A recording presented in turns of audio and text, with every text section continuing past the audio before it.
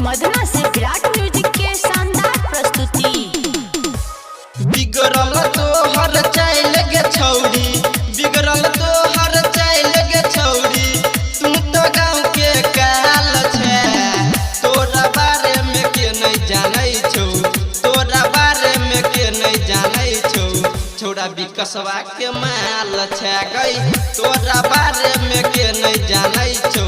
छोड़ा अनिलवा के माल छे गई, तोरा बारे में के नहीं जानै छौ। छोड़ा संतोषवा के माल छे। बिगड़ल तो हर चाइल गे छौड़ी, बिगड़ल तो हर चाइल गे छौड़ी, तू तो गाँव के काल छे।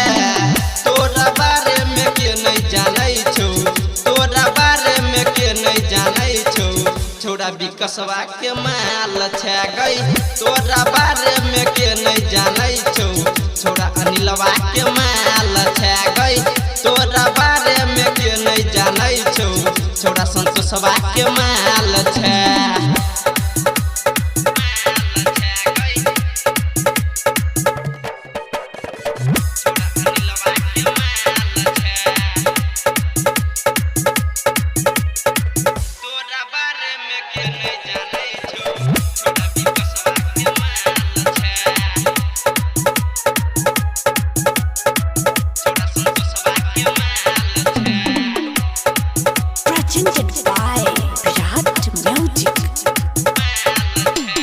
सब छौड़ा के तू ही सन केला, नन्हे उम्र में बहसले। अपन जवानी के खाना या दाना कगो छौड़ा के खियबले।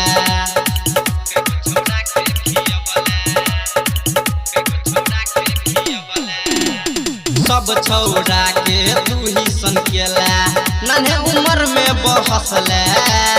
अपन जवानी के खाना या दाना कगो छौड़ा के खियबले। कहै छौ सब तोरा बिजली के तार छे, तू भूकंप बिहार छे। तोरा बारे में के नहीं जानै छौ, रूपेशवा छौड़ा के माल छे गई। तोरा बारे में के नहीं जानै छौ, नीतीशवा छौड़ा के माल छे गई।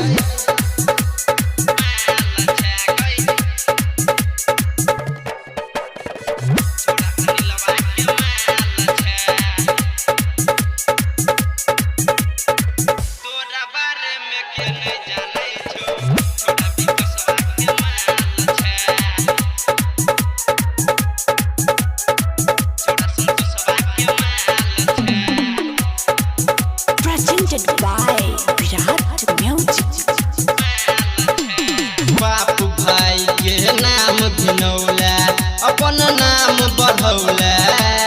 गाँव के लुखा छौड़ा संगे कई बेरा बन पधरौला।